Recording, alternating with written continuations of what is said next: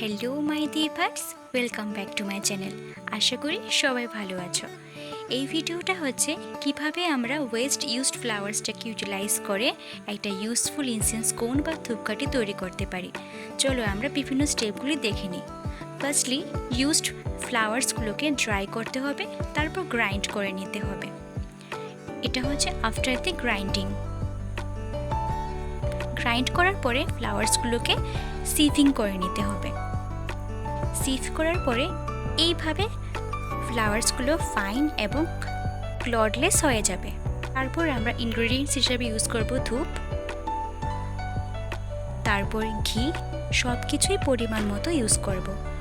তারপরে কর্পূর, হানি,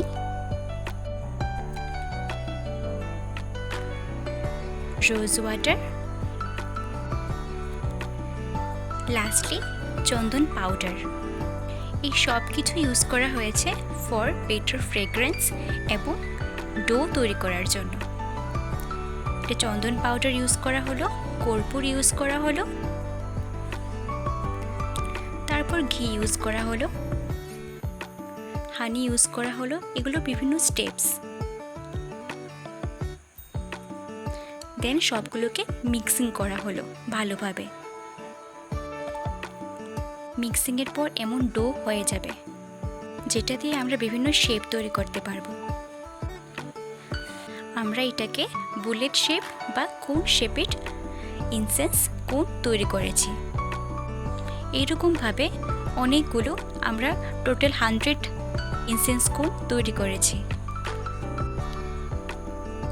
তৈরি করার পর সেটাকে আমরা প্যাকেজিং করেছি ফর সেলিং।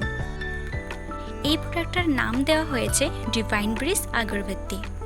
আমরা এগ্রিকালচার ওয়েস্ট ম্যানেজমেন্ট কোর্সের আন্ডারে এই আগরবাতি তৈরির ইনিশিয়েটিভটা নিয়েছি। আপনারাও এভাবে ব্যবহৃত পুজোর ফুলগুলিকে না ফেলে ইউজ করতে পারেন। ধন্যবাদ।